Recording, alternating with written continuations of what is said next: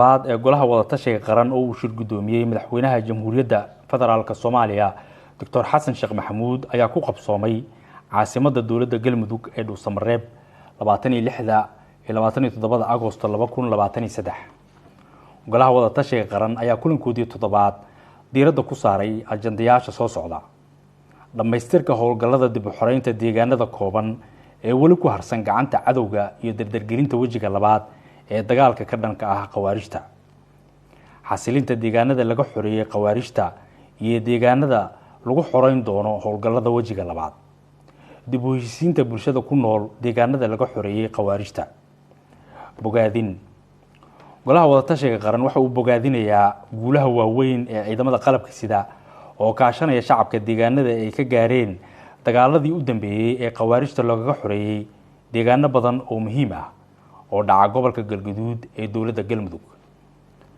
golaha wuxuu si weyn u bogaadinayaa kaalinta abaabul iyo hogaamineed ee madaxweynaha qaranka xukuumadda jamhuuriyadda federaalka Soomaaliya dawladaha xubnaha ka ah dawladda federaalka Soomaaliya iyo xildhibaanada labada heer ee lagu ciribtirayo qawaarijta. si gaar ah golaha wuxuu bogaadinayaa kaalinta madaxda iyo mas'uuliyiinta dawladda Galmudug iyo shacabkeeda ka qaateen dhiirigelinta iyo gacansiinta ciidamada qalabka sida ee ku howlan baacsiga iyo ciribtirka qawaarijta.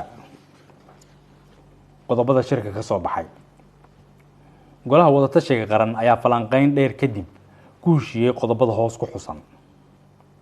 golaha wuxuu adkeenayaa in dawladda federaalka dawladaha xubnaha ka ah iyo shacabka Soomaaliyeed ay si wada jir ah oo isku tashi leh u xaqiijiyaan amniga una xajistaan deegaanada la xoreeyay.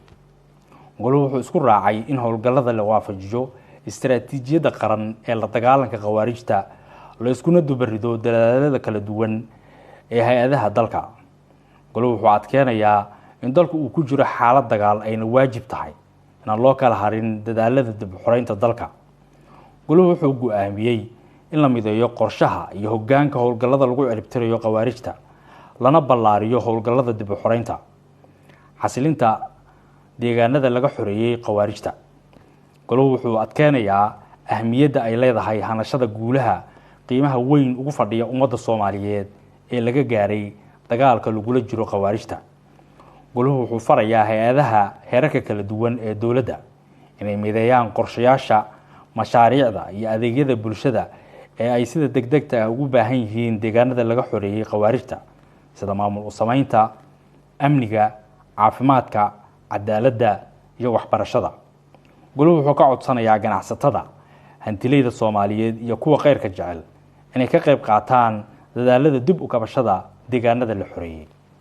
goluhu wuxuu ka codsanayaa saaxiibada caalamka ee Soomaaliya inay kaalmo wax ku ool ah ka geystaan deegaanada laga xoreeyay qawaarijta si waafaqsan qorshaha xasilinta dawladda. u diyaargarowga wajiga labaad ee howlgallada goluhu wuxuu isla qaatay in si wada jir ah loo dardargeliyo diyaargarowga dawladda federaalka Soomaaliya iyo dawladaha xubnaha ka ah dawladda federaalka ay ugu jiraan wajiga labaad ee dagaalka lagu xoreynayo deegaanada wali ku jira gacanta qawaarijta ee Jubbaland, Koonfur Galbeed iyo Hirshabeelle galbeedka Webi Shabeelle. goluhu wuxuu ku boorinayaa dhalinyarada iyo horjoogayaasha qawaarijta inay isku soo dhiibaan dawladda iyagoo ka faa'iideysanaya fursadda xeerka cafiska kana tala sulaan fikirka xagjirnimada dib u heshiisiin iyo nabadeyn bulsho. goluhu wuxuu go'aamiyay in diyaargarowga dib u heshiisiinta shacabka Soomaaliyeed si colaadaha ay qawaarijta dhex dhigeen xal waara looga gaaro. goluhu wuxuu farayaa hay'adaha heerarka kala duwan ee dawladda inay dardargeliyaan fulinta istiraatiijiyadda iyo qorshaha qaran ee dib u heshiisiinta nabadeynta bulshada iyo ciribtirka xagjirnimada. qodobo kale goluhu wuxuu adkeenayaa midnimada iyo wadajirka dadka iyo dalka Soomaaliyeed. goluhu wuxuu si weyn uga walaacsan yahay colaadda ka taagan Sool wuxuuna ugu baaqayaa labada dhinac inay isxakameeyaan kana fogaadaan tallaabooyin sii dheereyn kara colaadda. goluhu wuxuu ugu baaqayaa labada dhinacba inay ilaaliyaan xuquuqda maxaabiista. goluhu wuxuu sidoo kale ku baaqayaa in si degdeg ah loogu gurmado dadka ku barakacay dagaalada Sool.